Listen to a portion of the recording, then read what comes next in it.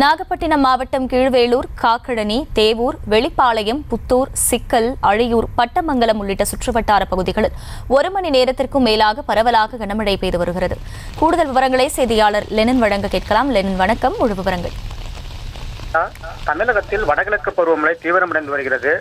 நாகை, திருவாரூர், மயிலாடுதுறை உள்ளிட்ட டெல்டா மாவட்டங்களில் உள்பட 21 மாவட்டங்களில் இன்று கனமழை பெய்யும் என வானிலை மையம் தெரிவித்துள்ளது.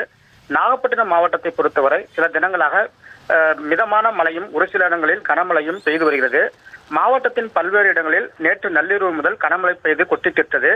இந்த நிலையில் அதிகாலையில் மிதமான மழை ஆரம்பித்தது. தற்போது நாகப்பட்டினம் சுற்றுவட்டார பகுதிகளான நாகப்பட்டினம், கீழ்வேளூர், காக்கலனி, தேவூர், வெளிப்பாளையம், புத்தூர், சிக்கல், ஆலியூர், பட்டமங்கலம், வடக்காலத்தூர், நாகூர், திருமருகல், திட்டச்சேரி, வேளாங்கண்ணி, வெண்மணி, சாட்டியக்குடி உள்ளிட்ட மாவட்டத்தின் அநேக இடங்களில் பரவலாக 1 மணி நேரமாக கனமழை கொட்டி தீர்த்து வருகிறது.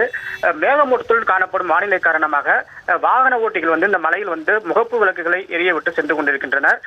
தொடர்ச்சியாக பெய்து வரும் கனமழையால் சம்பா சாகுபடி செய்யப்பட்டுள்ள விவசாயிகள் மகிழ்ச்சி அடைந்துள்ளனர். அகிலா, விவரங்களுக்கு நன்றி லெனின். செய்திகளை உடனுக்குடனும் துல்லியமாகவும் தெரிந்து கொள்ள சப்ஸ்கிரைப் பண்ணுங்க.